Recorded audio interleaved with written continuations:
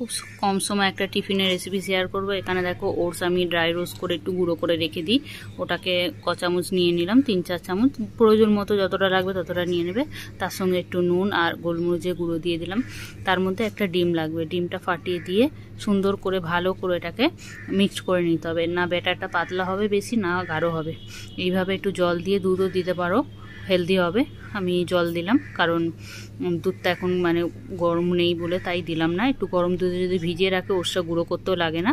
চলো এইভাবে এরম মিশিয়ে নিয়েছি। আর এরকম একটা প্যান নিয়েছি, দেখো এতে সুন্দর করে একটা শেপ হবে, সুন্দর শেপে দেখতে লাগে, ওই জন্য এর মধ্যে নিয়েছি। অন্য প্যানেও করা যাবে কিন্তু এতে করলে কি শেপটা সুন্দর আসবে, তার জন্য এই প্যানের মধ্যেই করলাম। আর দেখো উল্টে পাল্টে সুন্দর করে ভেজে নিলাম। আর খুব সুন্দর হয় খেতে, আর খুব তাড়াতাড়ি হয়ে যায়, চটপট একটা টিফিন হয়ে যায়। চলো এইভাবে টিফিনটা রেডি করে নিতে পারো সকালবেলা তাড়াহুড়োর মধ্যে। চলো হয়ে গেছে, এবারে সস দিয়ে সার্ভ করে নিলে